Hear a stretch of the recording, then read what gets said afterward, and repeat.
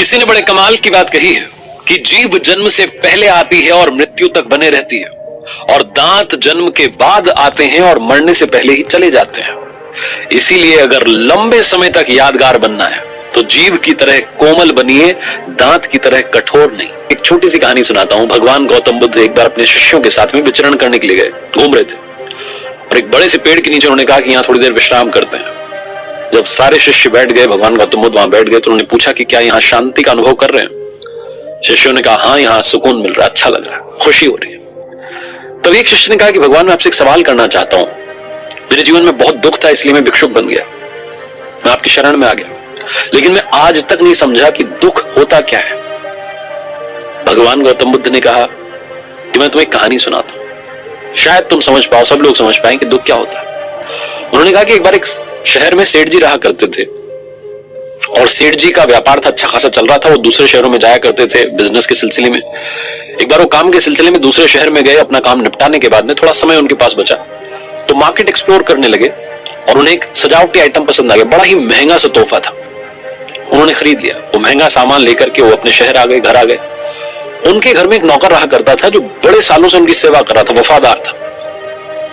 सेठ जी ने जाकर के उस नौकर को बताया कि देखो, ये बड़ा ही महंगा सा सजावटी आइटम है, सामान है, इसका ध्यान रखना, टूट फूट ना हो जाए। नौकर ने कहा जी मालिक, आप चिंता क्यों करते हैं, सब अच्छे से हो जाएगा, आप चिंता मत कीजिए, सुरक्षित रहेगा। सेठ जी निश्चिंत होकर के अपना काम करने के लिए चले गए।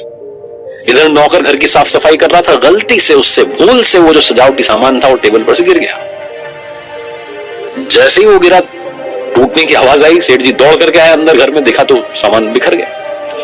अंदर दिमाग खराब हो गया, बहुत गुस्सा आ रहा था, लेकिन नौकर बड़ा वफादार था, तो नौकर को डांटे तो डांटे कैसे, क्या बोले उसे?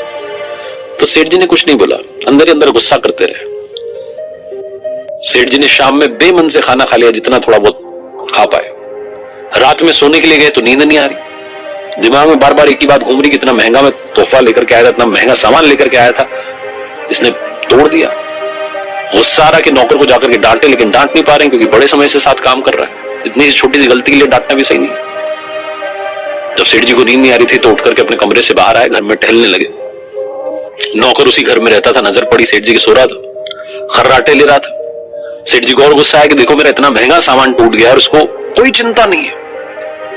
अगली सुबह सुबह सेठ जी को एक आइडिया आया, एक तरकीब आई।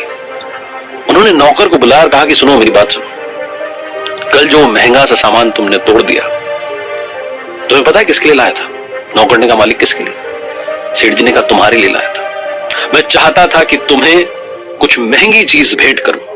जिंदगी में मैंने तुम्हें कोई गिफ्ट नहीं दिया, तो मैंने सोचा कि मुझे सामान बड़ा पसंद आया, मुझे लगा ये सजावटी सामान तुम्हारे लिए सही रहेगा, तो मैं तुम्हारे लिए लाया था, और तुमने क्या किया, उसे तोड़ दिया। ये बोलकर के सेठ जी चले गए। नौकर का दिमाग खराब हो गया, नौकर को खुद पर गिल्ट होने लगी कि मैंने क्या कर दिया।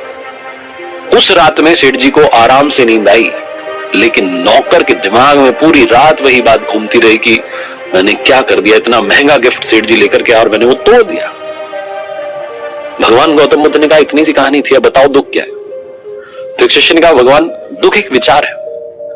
भगवान गौतम बुद्ध ने कहा कि बिल्कुल सही है, दुख एक विचार है जिससे आप अपने आप को जोड़ लेते हैं। सेठ जी ने जैसे उस विचार से खुद को हटाया, उस नौकर को जोड़ा, सेठ जी को आराम से नींद आई, खुशी मिली, सुकून मिला। नौकर को जब तक ये पता नहीं था कि वो उसके लिए था, तब तक वो आराम से जी रहा था। जैसे ही उसे पता चला कि उसके लिए था, जैसे उसने उस विचार से खुद को जोड़ा, वो दुखी हो गया। दुख एक विचार है जिससे जोड़ लेंगे तो दुखी रहेंगे। इसका सलूशन सिर्फ इतना सा है, ये मान के चलिए कि दुनिया में सब कुछ टेम्पररी है। जिस दिन आपने मान लिया कि कुछ पल के लिए, कुछ क्षण के लिए वो सामान, वो चीज, वो रिश्ता आपके साथ जुड़ा है, आप कम दुखी रहेंगे। तो जिंदगी में कभी दुखी हो तो ये महसूस करना कि यहां सब कुछ क्षणिक है, सब कुछ टेम्पररी है, नथिंग इज परमानेंट। परमानेंट आपकी सोल है, उसका ख्याल रखिए।